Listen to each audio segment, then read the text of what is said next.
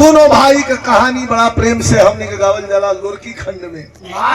लेकिन एगो वंशावली नाम का पुस्तक मिलल, ओकरा में थे अजीब अजीब चीज मिलल। अब तक हमने कही है जानत रहली जा कि आल्हा उदल राजपूत क्षत्रिय रहलवा, लेकिन वो वंशावली में स्पष्ट लिखल बा आल्हा उदल राजपूत क्षत्रिय नहीं थे, यदुवंशी क्षत्रिय थे, यादव कुल के वंश के थे। और लोग कहल कि वो लोग रह महोबा को, लेकिन वंशावली बतावे ले कि महोबा ना रहे वाला यही आजमगढ़ करहला रानी के सराय से पलायन करके चल गई। तनी से एगो हमार निवेदन बा, बड़ी दिन के बाद मुलाकात भइल बा, खूब प्रेम से ये गीत के सबे सुनब। और कितना बढ़िया रचना बा, कितना बढ़िया कहानी बा, तनी आनंद ले आई। अब भी रस का भाव हो, बिरहा का शीर्षक बा खून की कीमत। शानदार आदमी खून का कीमत जानला। एक बिस्सा खातिर, एक लट्ठा खातिर, एक हाथ खातिर बंदूक का उठौल होतिया, लाठी का चलवल होतिया। जो ना माई के कोख से 2 गो 3 गो 4 गो भाई पैदा बनन, भाई भाई में मतभेद बा। यह जगह जमीन और धन दौलत एक बात याद कर ले सबे। हमरा के बोलोले बानी तो तनी बढ़िया बात सुन ले, एक आध गो बिरहा अपना जगह पे बा। यह धन दौलत जगह जमीन सब यहीं रह जाएगी। इसके लिए मत भाई से लड़ो, मत भाई से दुश्मनी करो। हो सकता ये आखिरी समय में हाथ पकड़ के भाई ये पार करो। ये लिए हम समाज को जोड़ने के लिए आए हैं। जरा ध्यान से सुनो दे गीत की आई वंशावली खून की कीमत।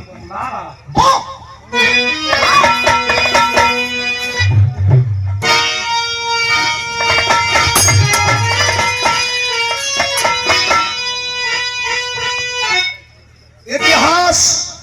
बतावेला कैसे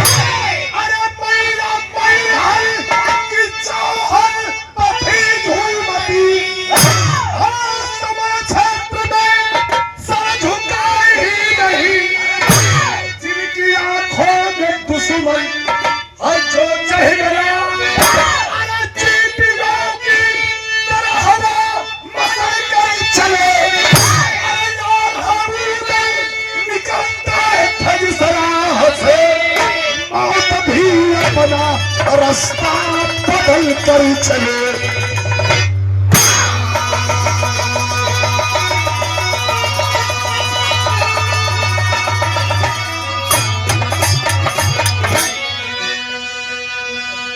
ये भैया आल्हा उदल का जन्म, भैया बोली मत धीरे से आवाज कोनो हो तो हमरा तक ना आवे, आस्ते से बतिया ले। आल्हा उदल का जन्म जरूर महोबा में भइल, लेकिन जब जवान भइल 18-20 साल का तो परमाल राजा के सेना में अगली मोर्चा पर खड़ा हो गई। इतना लड़ाका, इतना लड़वैया कि अब तक दिल्ली वाले भी हिले लगलन। दिल्ली वाले कापा लगल, करे बाप रे ई चमनी लड़ाई में कुल जा लड़ा सबने फतह कह के जीत लाले सो तो ले लो। देखा इतना लड़वैया रहना सब। तो कभी जी एक लाइन लिखत बना कल बड़ी धुन चलल बा। एक दिन एक जना लेना 200 रुपया दे के कहा कि तनी गा देता भैया बलम का बांगुर बा बेलनवा। लेडीसन से गवाया आज ने लेडीज का के ऊपर ऐसा बीतल हुई तब ने गाई। हम तो ना गाई, हमरे में केहू बंगुरा है ना भैया। हम काहे के झूठ साच हम ना गाई। बनारस में एक आध दूठे लेडीज है। अरे बाप रे, एकदम कूद कूद के गाओ। बतावे नहीं बांगुर बाबेला ना ऐसे? अच्छा अच्छा, तो वही से बताइबो खरी। यूट्यूबवा पे दिखा दे तो ई कव्वाली देखी स्पेशल है। हम तो गुलाम अली से लेके नुसरत फतेह अली खान के भी गाइला, लेकिन बिरहा में स्वर्गीय रामदेव गुरु, बुल्लू गुरु, इन लोगों ने बड़ी मेहनत किया है। हीरा गुरु, पारसनाथ यादव जी, राम खिलावन पुजारी, ये लोग बड़ा मेहनत बिरहा खातिर कैले बा। हमनी का फर्ज बा कि बिरहा का लोग पितामह बनन, तो हमनी का बेटा बनी जा तो लोग के याद के हमनी के जिंदा रखे जा। एगो तर्ज ग्राम तो हमारा साथ गावा कैसे मास्टर कि पंजाब के बोतल में, पंजाब के बोतल में अरे कश्मीरी का पानी।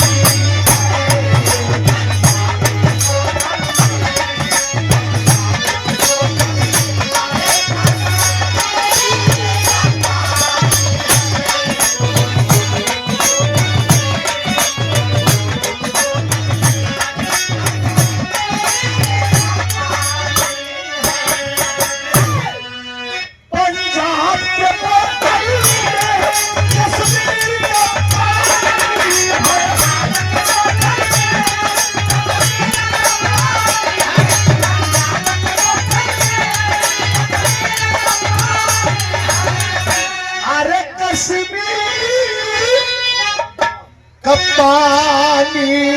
है लखनऊ की नजाकत है। नजाकत यही के सोच कह दे, लखनऊ की नजाकत है, लगी कि डंडा से कपार फोड़। नजाकत कैसा होके की चाहिए रवीना, तू तो जाने कि लखनऊ की नजाकत है, नजाकत है, नजाकत है, लखनऊ की नजाकत है। अरे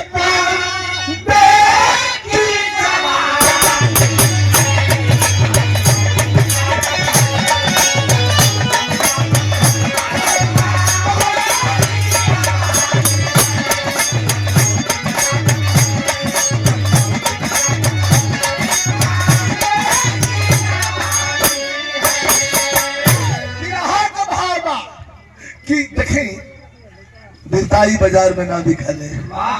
क्यों चाहिए कि चली तनी पैसारी की दुकान पर कह दे के भैया तनी 5 रुपया के बिरताई बांध ला तो ना मिली। बिरताई खून में होले, खून में। यही से कभी जी लिखत होन कि जंगसाली जवानों के, अरे जंगसाली जवानों के, अरे तलवार पे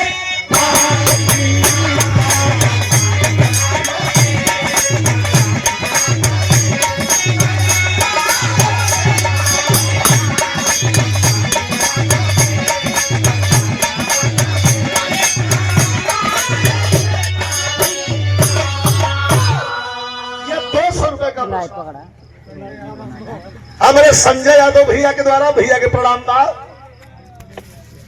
और हमारे सुनील भैया के द्वारा सुनील यादव जी ये पुरस्कार प्रदान कैलन। भैया के बहुत बहुत प्रणाम। अब कहानी का शुरुआत देखी, रचना कैसन होखे के चाहिए। और 100 रुपए का पुरस्कार हमारे ब्रजेश कुमार मौर्य छोटे भाई के द्वारा। बहुत बहुत शुभ आशीर्वाद, धन्यवाद। कैसे कैसे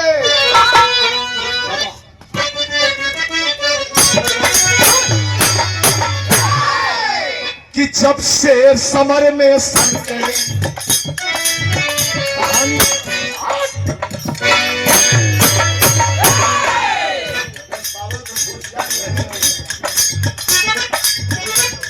जब शेर समर में सनके, जब शेर समर में सनके, तब खन का खूनी खंजर। अरे जब शेर समर में सनके, तब खन का खूनी खंजर। चढ़ जाए नजर पे जो भी आ जाए मौत के मंजर। लेकिन दरबार लगल मौके में, कहानी की शुरुआत हो गई। दरबार लगल मोहबे में बैठे आल्हा मतवाला, दरबार लगल मोहबे में बैठे आल्हा मतवाला, उदल मलखान बिराजा बैठल में सैयद ताला। एक तरफ आल्हा, एक तरफ उदल, एक तरफ मलखान, एक तरफ परमाल, एक तरफ ताला सैयद, सब केहू बैठल बा। 2000 आदमी बैठल हूँ और वही में आल्हा एगो बात छेड़ दिलन,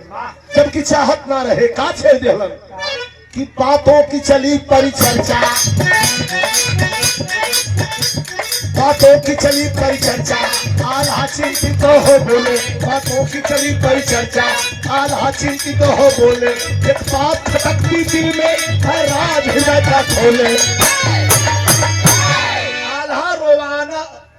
रोवासा अपन मुंह बना ले, कहलन के गो बतिया हमरा के सुते नहीं खेदे। उदल कहा बालन, उदल एकदम कहलन कहले अबू कहा बताई है ताला सैयद मत हो यार, ताला सैयद बताई है कहा कैसे। छिड़ गई बहस फुलावा पर फुलावा, उदल कर मेहरारू मोरंग देश के राजकुमारी, प्रेम विवाह को के लिए हवा मेहरारू बन के गई रहवा। एकर बिहाय लगे हमारा रामदेव गुरु गाँव, उदल पने पहुरिया चढ़ल अंग पर पानी, जवानी जिंदाबाद हो गई। ओए फुलवा पर बहस छिड़ गई, छिड़ गई बहस फुलवा पर, छिड़ गई बहस फुलवा पर, बोले है सैयद ताला, छिड़ गई बहस फुलवा पर, बोले है सैयद ताला, नयन समीरा गोदी में एक वंश चलाने वाला। ना जैसे बोली बोलल जाला वही तरह ताला सैयद के लड़वैया तो बड़ियार है ये हमने में कौन शौक बा, लेकिन वंश को वही मुंह ना न देखलो। भैया इतना भाई बैठल है, बहुत बड़ियार मेहना है, ये बहुत बड़ा मेहना है आदमी के जिंदगी में। आदमी को चाहे मेहरारू होके उदल लाल हो गई ताला सैयद पर। दिमाग तुम्हारा ठीक है, काहे गुस्सिया तोरा बेजाय कहली हम का। अरे आल्हा डांट पहला उदल के बैठा, ठीक कहत हूँ। 10 साल भाई तोहर गौना लिए कहना तेरे 14 साल। आल्हा फिर रोवे लगा, कहना ताला सैयद देखा पानी देवे वाला थे होलो सा, चूड़ी पर चूड़ी चले जाता। का कहता ताला सैयद, हाय कोई कमी फुलवा में, अब ये जौहर बोला है कोई कमी फुलवा में, जब भूतल की ना मरती, है कोई कमी फुलवा में, जब भूतल की ना मरती, भूतल फुलवा के साथ है हम सबकी है हमदर्दी।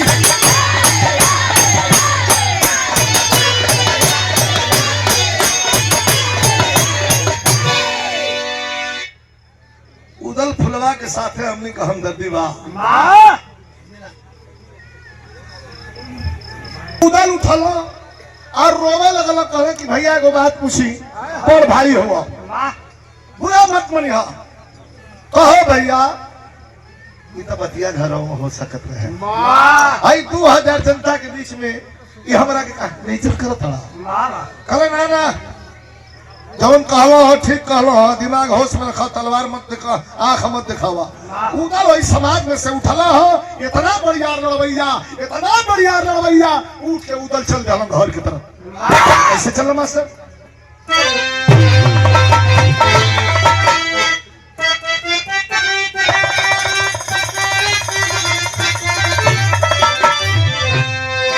कि खंजरिया तेरा, अरे खंजरिया तेरा से भी बढ़ के तेरा,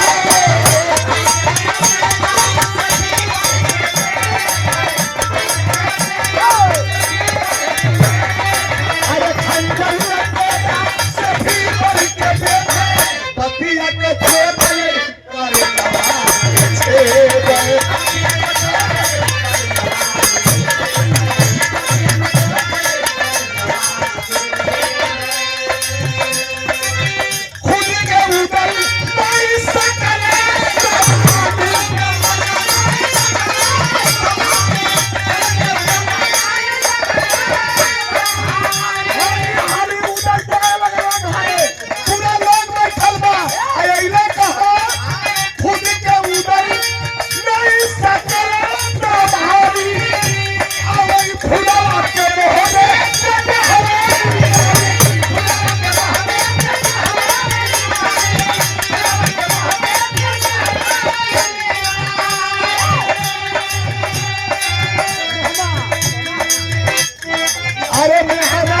बतिया बतिया अरे मेहना का बतिया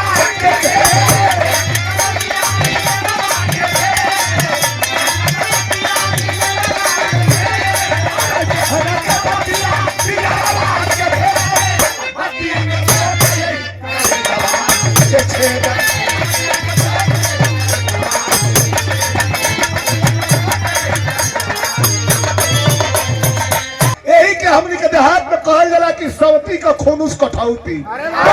के बोलले बा अब उदल भाग के आइलो पहले के जमाने में हम दिखले हैं आप लोग ख्याल करी भैया जवन नई कन्या नई दुल्हन आवे रवीना एक हम देखले बनी आजकल का सभ्यता ही खत्म बा नई कन्या नई दुल्हन आवे तो 2 साल 4 साल 5 साल 8 साल घरवे में लोग रखे तो ना होखे के है फलाना का पतो है भाई घर में रहले और भाई लोग बाहर ना निकलो ना होखे अरे आजकल तो निकल के बाहर खड़े मुता था लोग तो से क्यों पूछा ना रुक गईला तो हम बता देलिए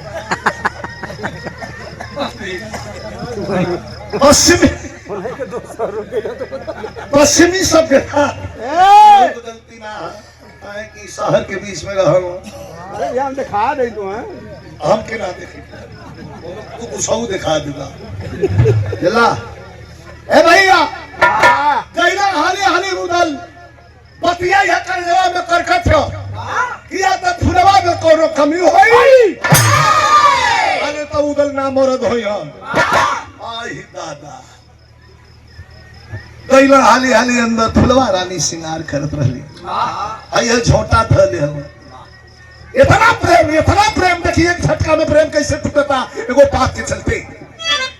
आया छोटवा पकड़ ललन फुलवा का उदल अब पकड़ के रे रे रे रे लिया के बाहरे लिया के झड़ इधर फेंक दे हम पवार दे हाथ जोड़ के खड़ी भइल फुलवा बड़ी सुंदर में रहे लोगों के उपमा देला कि एगो फूल से तबलात रहे वो जमाने में इतनी सुंदर रहे फुलवा हाथ जोड़ के खड़ी हो गई हमार बेकत हुआ आदमी हुआ उसियाइल हो गया उठ के खड़ी हो गई हाथ से रद करत की मालिक कोनो गलती हो गई है का कोनो बेजाए हमरा से हो गई है काहे हमरा के लिया के बाहरी फेंक देली अरे बाहर निकाले के रहता कह देले रहती हम खुदे बाहर निकल गई रहती हां केहू के 14 साल घर में रखले रहला महल में आय आज बाहर निकल रहा तो इतना बेइज्जत खके उदल के आंख में आंसू बा मोटा मोटा लोर बा और आंख लाल लाल बा कहलन कि सुनो महोबा से तोहर निकाला होता का है अहो 14 साल हो गई हमार भैया रोवत हुआ सभा में बैठ के एगो कठौ का बेटा दे देले रही तू खेला ले रहे था तब फुलवा हंसे लगल कालस के रे मालिक डार को फरल है लड़का तोड़ के दे दे ये तो भगवान का देन न है ना ना अब एगो फैसला बा खाली कि तोहर निकाला बा तू महोबा छोड़ के चल जा हम अपने आंख से देखा इतना प्रेम इतना प्रेम इतना प्रेम अब प्रेम टूटल तो कैसे खटने टूटल एगो बात पर किना देखल नहीं चाहत घूम गई मुड़ी है घुमा लो फुलवा बिचारी का कर हेने ताकत या तो वीरान लौकता महल में जही के नहीं खी एक बार ध्यान गई नैहर के तरफ इज्जतदार घर के बहन बेटी रहे कहल कि नैहर जाई तो हमारा बाप भाई के मेहना हुई ये मोहब्बत वाला मार के भगा दिले माना सा ये फिर उस्ताद वाली तर्ज राम दोस्ताद लगल कैसे मास्टर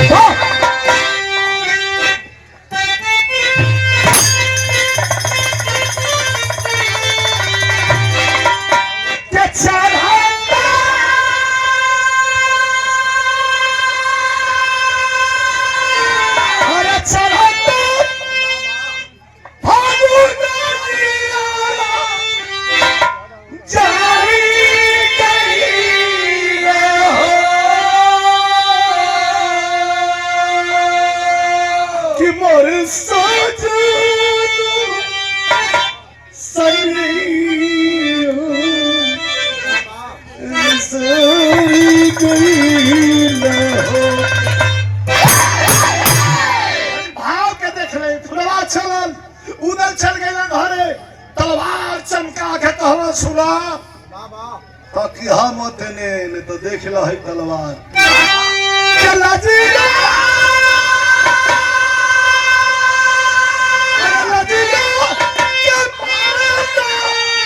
नहीं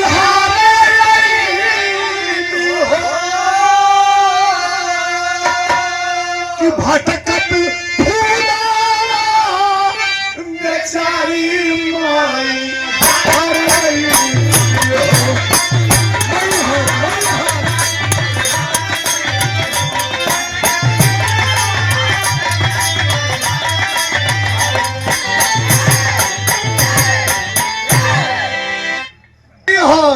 चल गई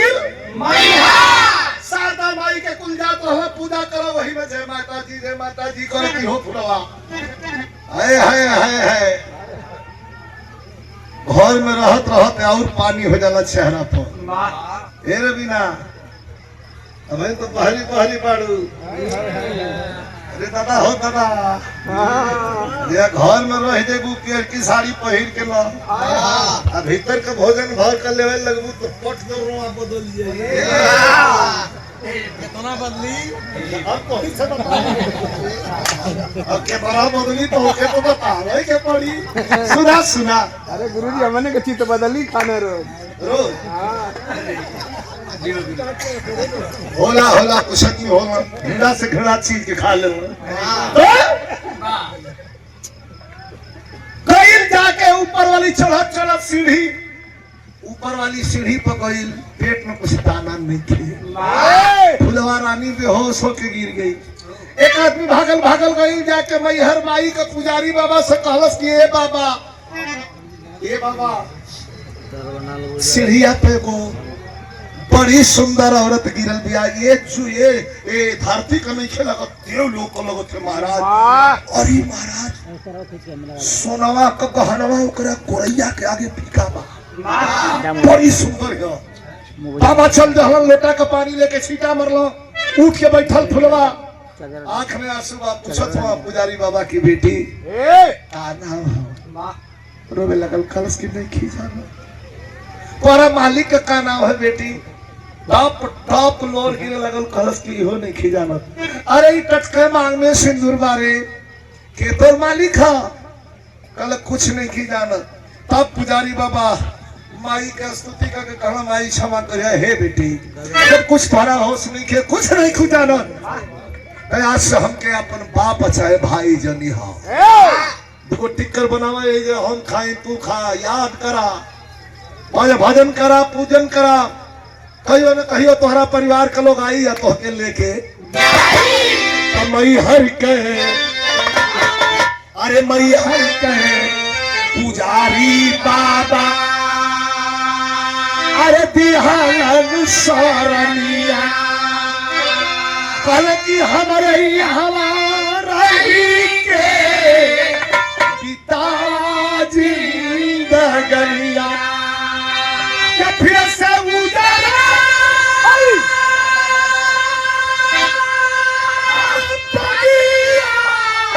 सवारा गई हो कि भटकत फूला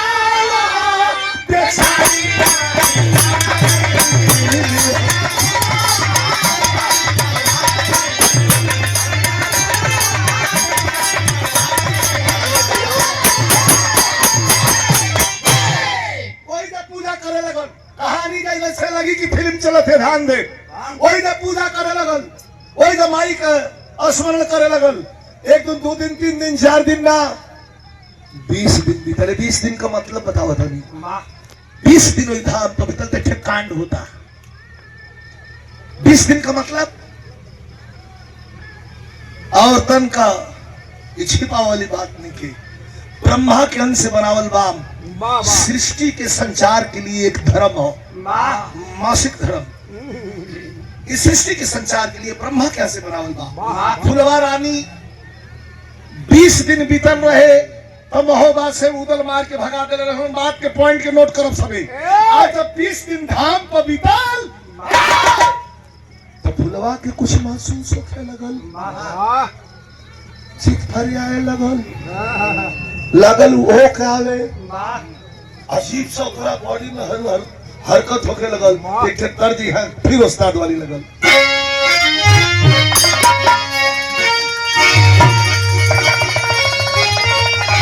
अभी बात हो कि अरे जवान बादल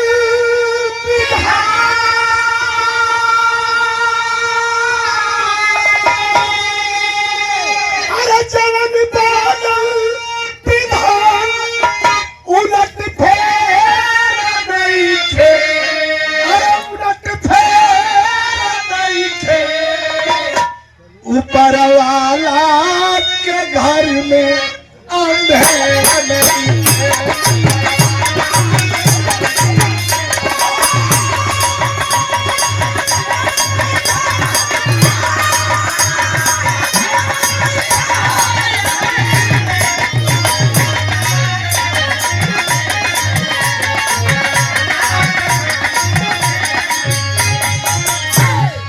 कि जवन माह फुलवा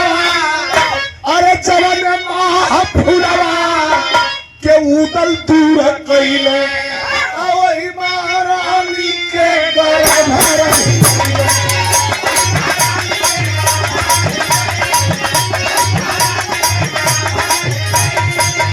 कभी जी कहा कि माई के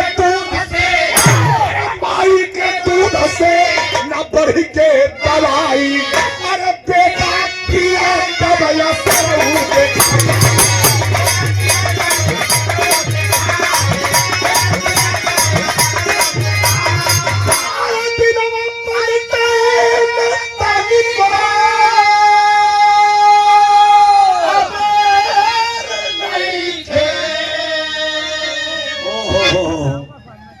माई के दूध से ना बढ़ के दवाई। और ये तमन्ना रेस्टोरेंट एंड पैलेस दूध से ना बढ़ के दवाई। 1 महीना 2 महीना 3 महीना 4 महीना आज जब पता चल गल कि फुलवा रानी गर्भवती बाड़ी और सेवा लोग करे लगल। 9वां महीना में एगो पुत्र के पैदा कैलस भैया। लेकिन एगो बात बता दे, पुत्र ना पैदा कैलस, बारूद पैदा कैलस। बिरहा का लाइन चेंज हो गई कैसे?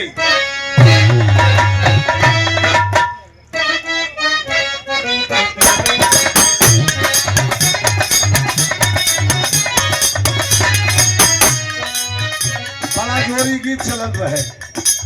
लागे मिजाज अभी नहीं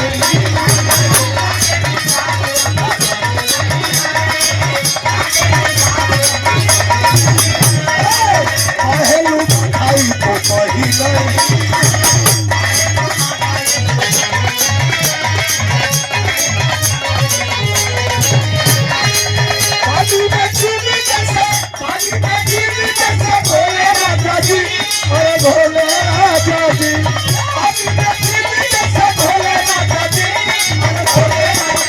कमरिया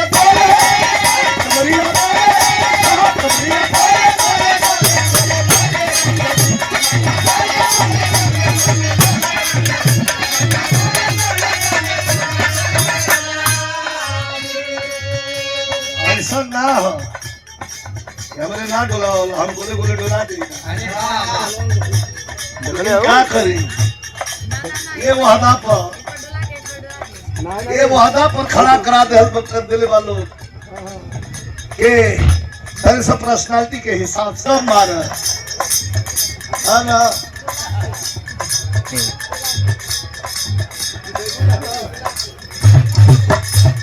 ये पुरस्कार प्रदान दूसरा दिन डोला जाए। मन बत डोल जाए लेकिन राज ना डोली। आज मूड नहीं है, पहले से कर मूड बनावे के 200 रुपया पुरस्कार हमारे छोटा बच्चा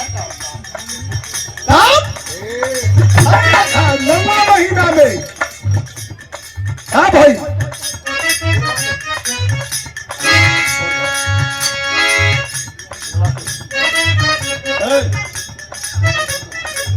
कैसे कहना हो फुलला का बेटा जब भइले हो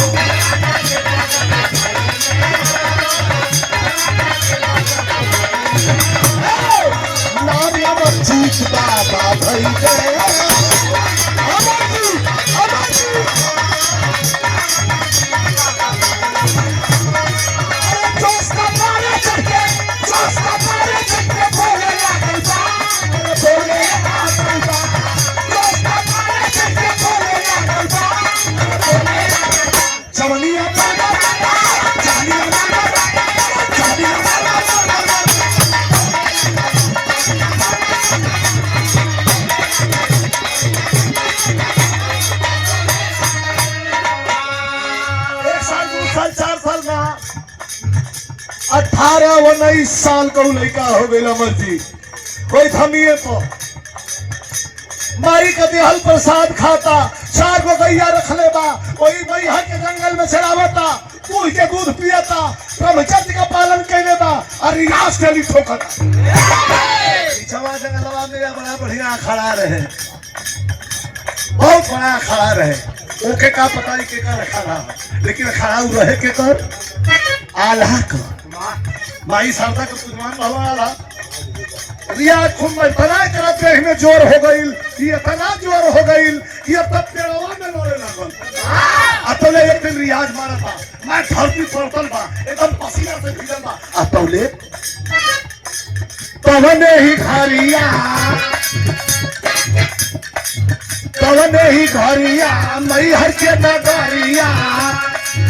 अइले आलाए काए अखड़े पर भेंट अमर जीत से भाई लता, अखड़े पर भेंट अमर जीत से भाई लता, धड़कन कर रे जा धाका धाक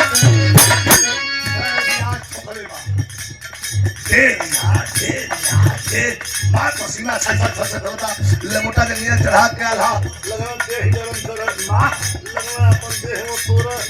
आटले वही भेन नजर पर के लइका बाहु देखो इनके जलन होखे लगी। वो अचानक के बा,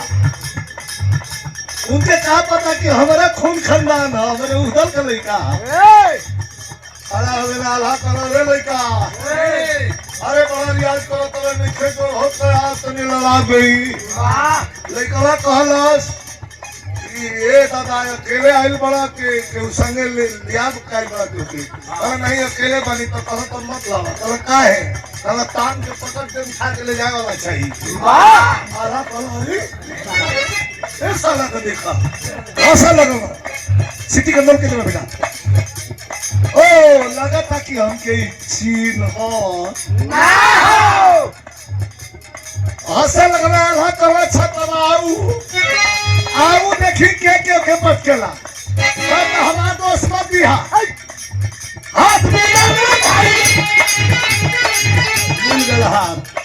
बड़का बाबू में भतीजा में 1 कुंटल का हाथ उठा के आल्हा पुरान लड़वैया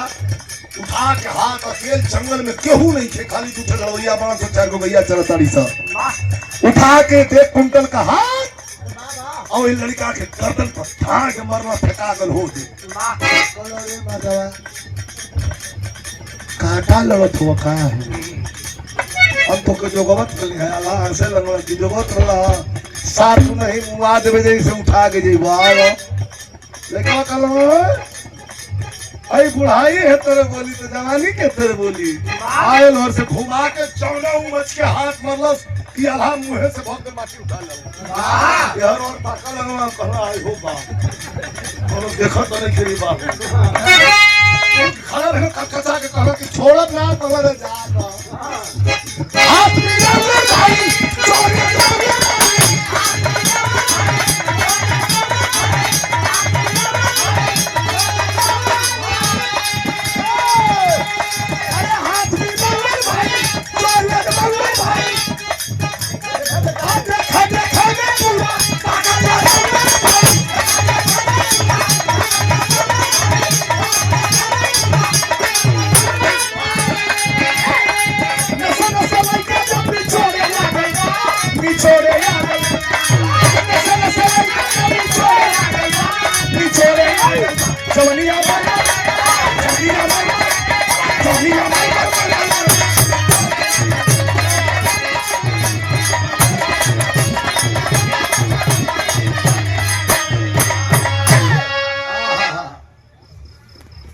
₹500 का पुनः पुरस्कार ठीक कलर का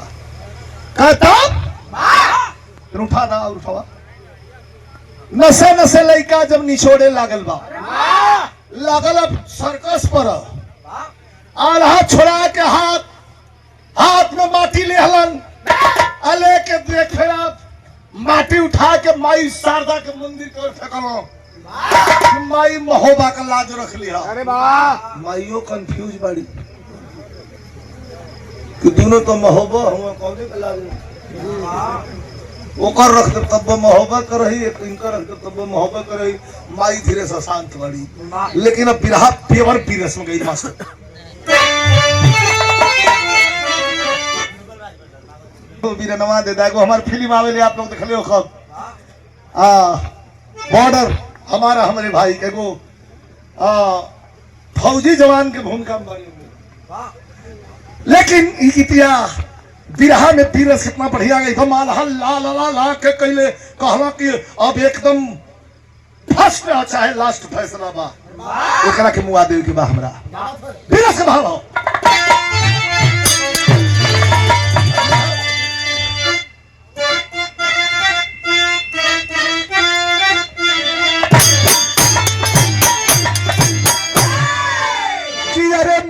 अरे मुट्ठी जब की भी चले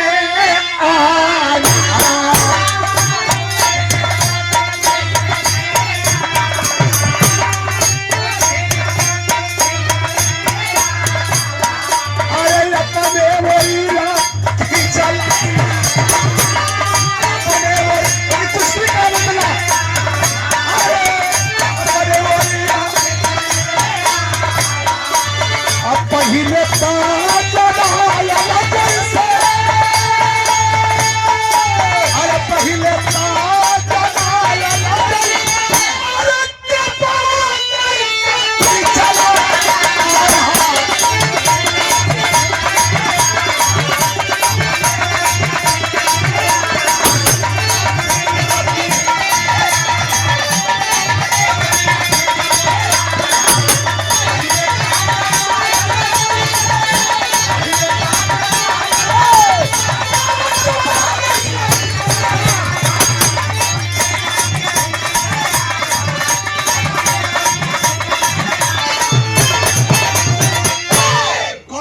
चल के आल्हा लगनो तब भड़कल बारूद जैसे ओही अरियल पहाड़ पर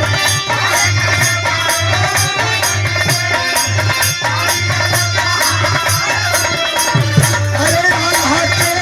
औरा सगाई का धोबिया अच्छा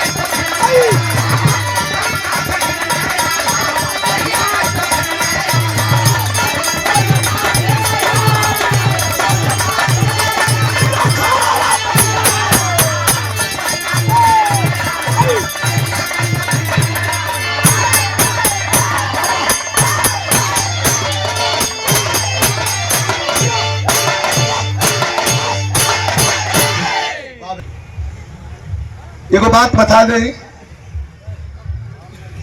कितनो ताकतवर लड़वैया होखे अगर दाव पलट गल तो साढ़ भैंसा के पटक ली। अगर दाव पलट गल तब डाले में एक को डाल बिगड़ गए छोटका लइकवन मती हरकत करला शंकर ठोकले बहु बोलत हो तो जौन ठोका के तौन ठोका आ जौन ठोकले पर आवाज करत हो के ठोकले का जरूरत अरे ठोकू बारे गुरुजी बा शंका से घिरले आल्हा देहिया कैसो फेरले आल्हा परवस्त मच के मुल्तानी 80 वर्ष का कोण बना के आल्हा गिरना उठ के पहले दू बार ठोका यार पता ना कोनो देखत ना कल ये बेटा तोहर कहाँ घर का भाई तो घर पूछत हुआ एक बेर और पटक दे तो पूछल हमरा के कर लइका है भागा मतलब यहाँ से हमर गैया छिन कहाँ गई नहीं छ घर द्वार पूछत हुआ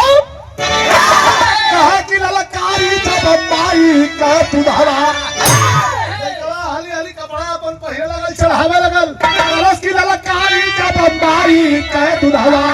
अरे लड़के शेर सबर में पटक के सीना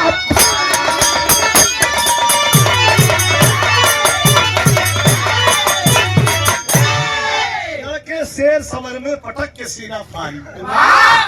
जहर जहर जाए जहर जहर घूमे और अल्लाह ताकत हो कि धन्य हो मतारी जवन के पैदा केले बा ई कहां का लड़का हो एक पुष्टि तो ले चलती अपने गांव पर और ले चल के राजा परमाल के सेना में भर्ती करवा देते हमने के जोरा ऊपर जाई ये बेटा लगलो पीछे पीछे फिर घूम बंद कर लौटो पहिर लगी ये बेटा सुनी लेकिन कहना हो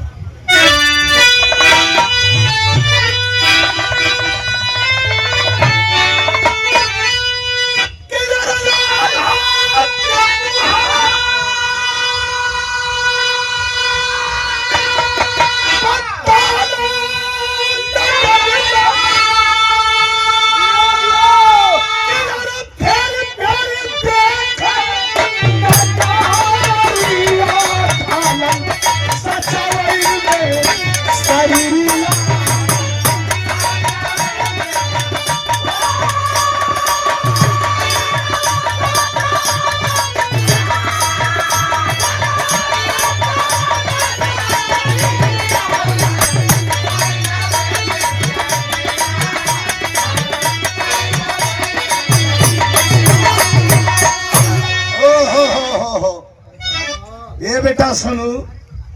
बड़ा इमोशनल होके आल्हा पूछत हूँ कि के करला न हुआ कहे के करला न हुआ अरे कहा बाहुआ कमरा कवन मताई तोहर कैली पलना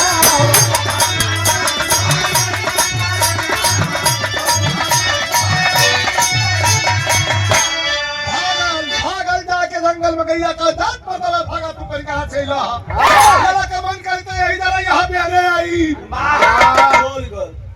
आई दर्शन कर ना गई हो वो जैसे कहवा कि माई अब कौन मुंह लेके आई माई साला पटक के मूड खराब कदरत कर कहां गई आदिवासी जंगली बा उनके का पता कि हमनिया को बना गई मां तो मास्टर कि यही के ना हो बड़ा अरे कर लगा चर्चा पटीना बताओ छुअरे बात करी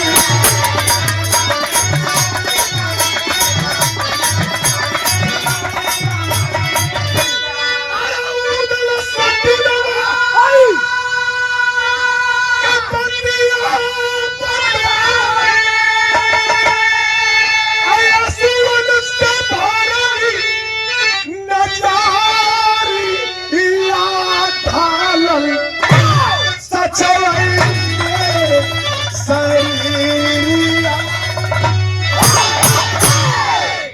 के उदल से कहला के उदल कहला कैसन भकुआइल हवा तनी ध्यान दे बिरहा का मेन पॉइंट बा कैसन भकुआइल बड़ा दर्शन ना कैला हम कहला के नाही कहला के काहे न दर्शन कैला कहला रे बुढ़बा एगो लइका मिलल हो ओई धमिया पर खड़हला पहमनी के कहला लइका लइका कइले बड़ा मतलब दर्शन काहे न कैला उदल पूछत वाला से कहला कि का पूछले बड़ा हमरा के दू बेर पटो की धलो श्री गुरु उदल छटक देला रे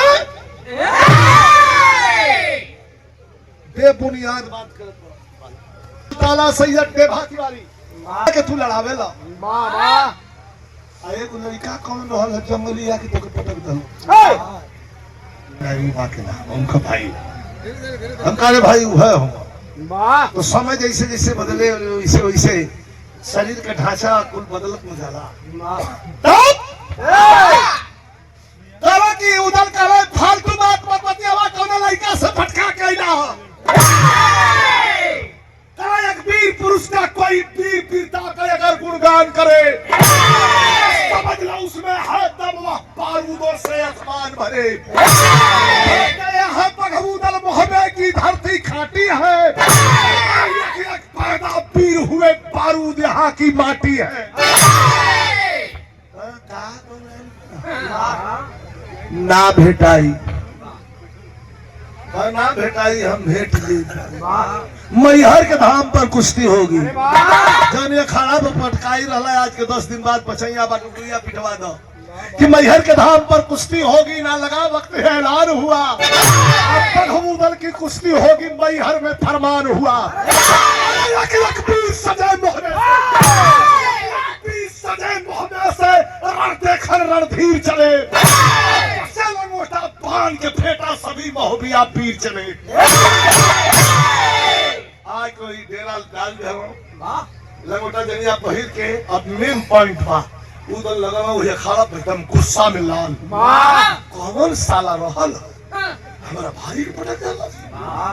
बाहर जाई तो बाघ मत ऊपर करिया फाड़ दे। जब ना आदमी आवा वहां से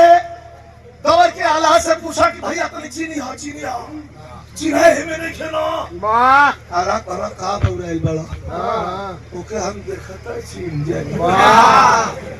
अगले हिसाब से हम ऊपर चले हो ओके चिन्हावे के ना पड़ी अब तो हम छीन लीबा। हम तो मने करब कि देखो जौन घोड़ा थोड़ा लेके आल हुआ ये जैसे लौटा कल बिना मोहले ना लौट माइये के 3 लाख सादा माई के हाथ उठाए कर यही माई के कसम। अतले साँझ का 3:30 बजल भैया कईन के घोर की फुलवा के लड़का अमर जी पगड़ी पहले आया खड़ा पकान में मुर्गी पहले बड़की लुंगी का तहबन मध्य हाफ आधा कुर्ता पहले अल्ले के थे पूरा चल लाठी और अखाड़ा पर जब चढ़ल तो उदल से इतना लंबा टकटकी लोगन को ई कौन हो आधा कहा कि ये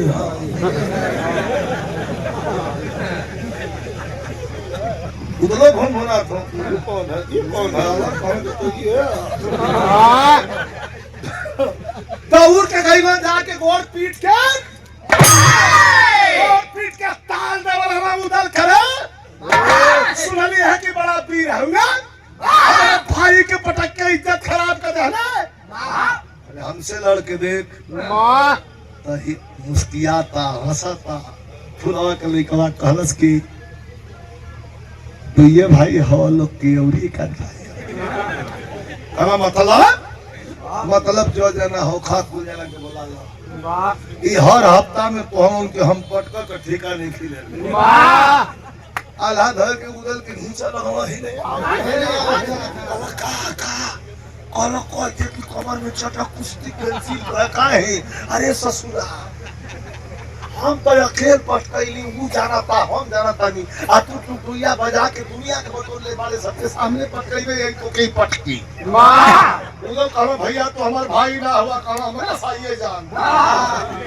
लेकिन हम जो उनको थे उनके मान भी वाह झटक के आल्हा के ठेल के बहरे को कपार को खून सवार बा मर्दवा हटवा तू इधर से गल भागल जाके खा तुरंत माई के हन ऊपर धाम पर जाके फुलवा माई के गोड़ पर गिरल की काल 10 बजे कुश्ती लड़े के बारे माई फुलवा का क्या रोज कुश्ती लड़े ले रे अरे तू नहीं जाना एगो साला घमंडी आई रहे खत्ता पहलवा पटकले रही ना बता तो रही तो से वो अपना भाई के लिए क्या बार ले माई हमरा तो पटवावे खातिर ए माई तनी माई भगवती से सरता माई से तनी आशीर्वाद दिला दे माई फुलवा कलस के हमार लड़का 20 साल का हो गल कपो हमरा से कुछ ना मंगल हम मंगल हूं बा दौड़ के जाके बैठा के आप शारदा माई के मंदिर के सामने वही मूर्ति के सामने खड़ी होके आया चरा उठा के कलश के माई ये कुश्ती ना हो का हो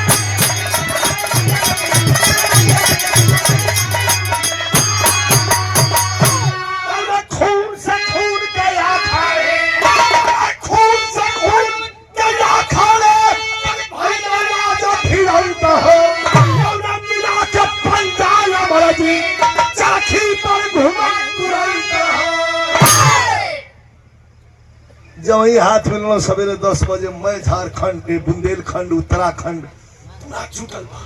बा उधर लड़ी उधर कर दहिया देखे खातिर आज जब वही हाथ मिला के उधर आगे बढ़ा तो पट के पकड़ता हथवा रूम घूम गल कभी कहता खून से खून का अरे खून से खून कया खाड़े तो भाई ना याद फिरंत हो बिना पंजाय अमरजीत चरखी पर घुमल तुरंत हो धीरे हो भला मत हो आज जब चरखी पर घूम गल हाथ के उदल हो देखी क्या कहना हसल करत बाय छरखानी पानी तू भी ना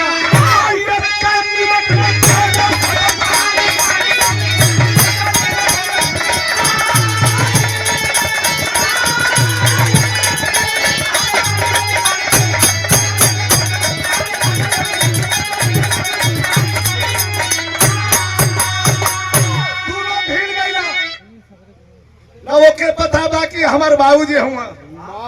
आन उदल के पता है कि हमार लड़का है एकदम जान का लेते जब तुम भिड़ो तो हमारे गाजीपुर खानपुर बेलहरी और बिहार मोहम्मद हनीफ मास्टर का आधा लग गई ये समय गाँव लोग कैसे मास्टर चलो हाथ के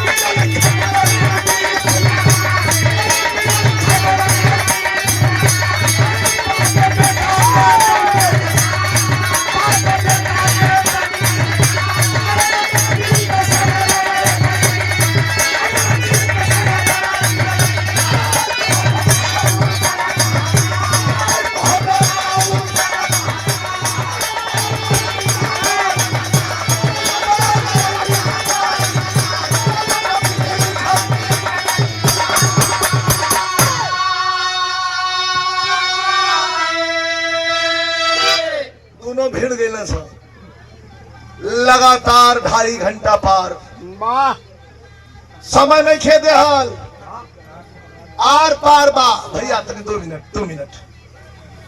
तीसरा का घंटा बीते लगल न तन को लड़का कमजोर पड़ा था न तन को उदल एक जना गईला नीचे से कुश्तियां देखा तू परा थमिया पो फुलवा रानी से कहला कि का हो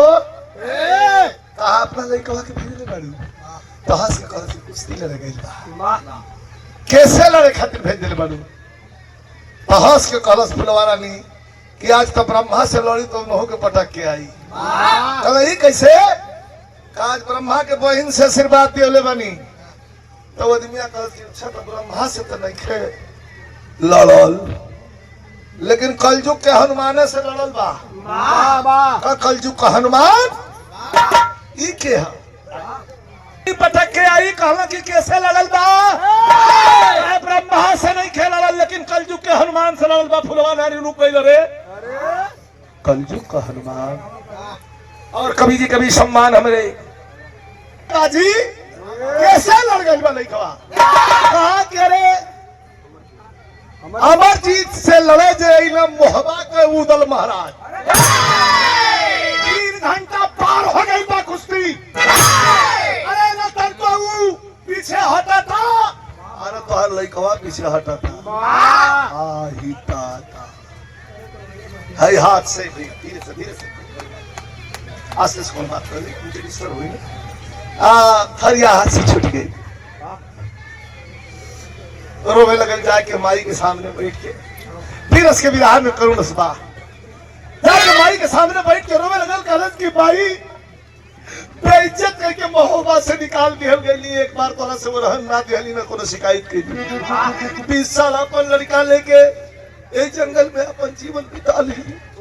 तो से कोनो शिकायत ना कैली माई, लेकिन जो ना दुराहा पर हमारा लड़का के खड़ा कैले बनो, रास्ता दिखावा के कहीं कि जिता दिया या के कहीं कि हरा दिया। पुजारी बाबा इला कहला पागल मत बना, भागा भागा जल्दी जाके छोड़ा था, नहीं तो लड़के दोनों मर जाना सो। और वही ऐसे अंगुरी दिखा फुलवा रानी धुतु सीढ़ी टापे लगल और भाग के तंगल की तरफ चले लगल, तो भाग बाबा चल।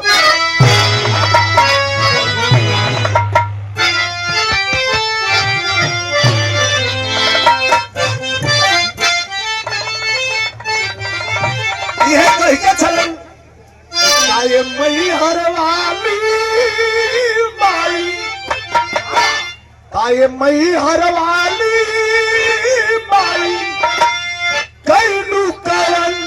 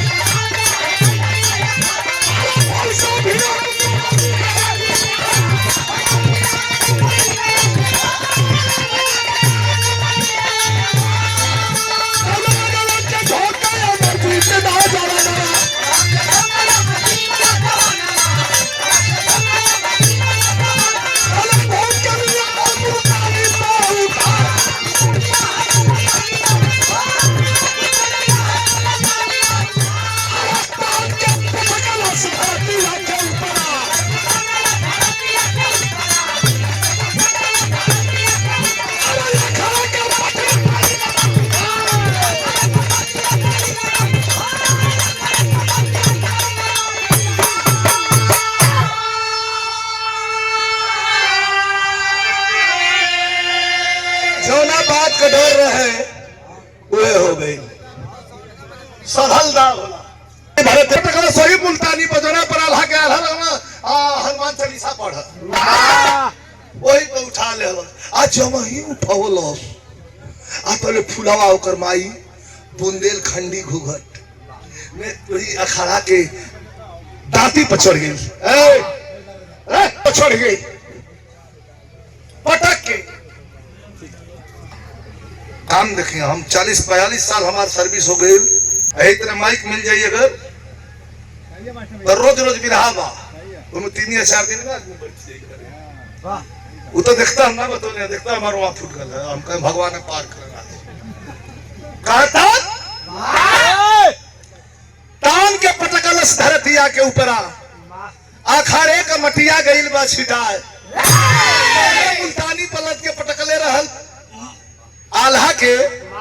वही पहिनहु के लगल था जो लगल अब तोरे फूलवा रानी अखाड़ा के दांती पे छोड़ दी जोर से वजह से चिल्लाई खबरदार रोक ले। अब आपे लोग बताए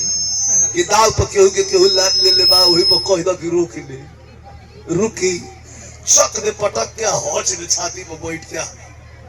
ठोक देलस। आतले फुलवा रानी पहुंच गई। आदमी अपने दांत से उंगली दबावले बाण कि आई हो दादाई के कर लइका कौना का लइका हरे उधर की पटक देलो। आतले फुलवा पहुंच के मारत या तू छापर ताड़ ताड़ छौड़ी आगल कलश की माई तू कुछ देखे गए बड़ू का देखा ये साला है पटकले बने फिर एक झापड़ का छोड़ दे करना ना छोड़े मत कहिए यही के मुआई भंगी ढेर साला बनता फुलवा करे छोड़ दे रे कहा ना भाई छोड़ ना तब कलाई धैलस फुलवा का कलश में तो भाव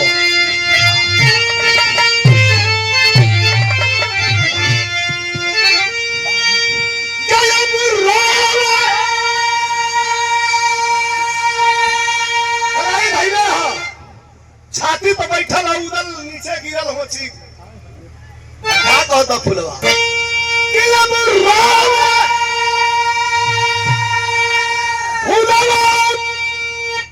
इज्जत मारी झुकावला नीचे नीचे झुकले बनी अरे पगली पटकले बानी त इज्जत पढ़ल बा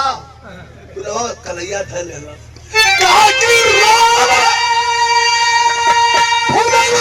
इज्जत मारी झुकावला निचाला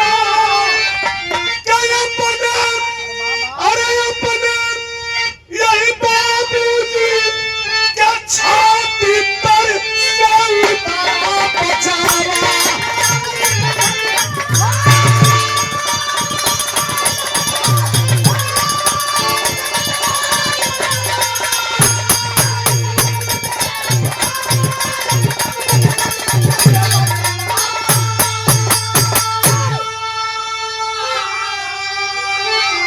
दादा 2 मिनट और ध्यान दे दी छटक के हो दे भागल करे भाई ये बाबू जी हुआ और ये दादा बड़ी गलती हो गई बड़ा कोस के पटक देली ए भाई हम लिया के हम जान नेपथ हो उ के ह तकलस फुलवा के जाई हो दादा तोर बड़का बाबू हो उधर खड़ा भइलो आंख में आंसू आ गई रोवे लगला कहला कि तेरी लाइन बड़ी सुंदर बा देखी विश्वास कर एक लाइन बा बिरहा लेकिन मेन बा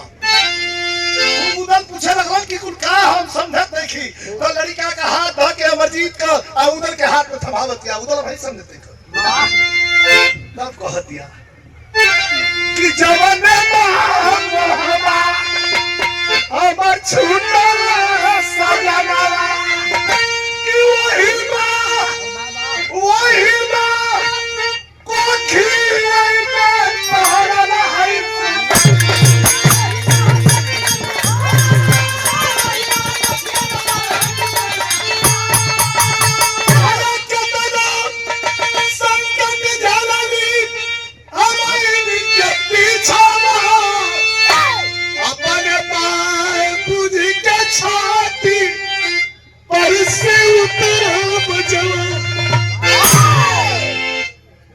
उदल जब जानल कि हमार लड़का है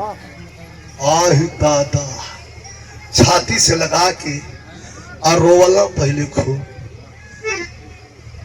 फुलवा रानी से कहला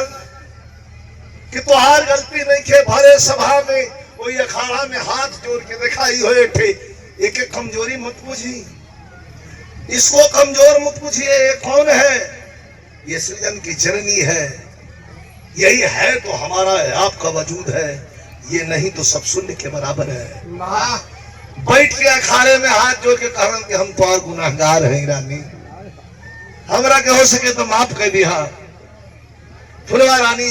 खड़ा कर दिलस कलश की नहीं तोहरों का बेटा तोहरों का पटक के इज्जत खराब कर दिले बाप का तरफ से हम माफी मांगत हई कहा ना चुप रहबू दुनिया में बड़ा लड़ाई लड़ली कुल लड़ाई जीतल गई लेकिन ए रानी जितना है लड़ैया हार गईला में खुश बनी खुशी मिलल है कौन लड़ाई जितना में खुशी ना मिलल कहे हूं कैसे इस सबका खातिर लाइन बा कि दुनिया में चाहे हर एक बात समझदार हो अब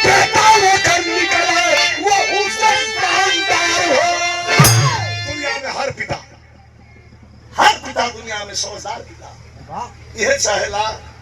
कि ओकर बेटा वो से शानदार निकले भाई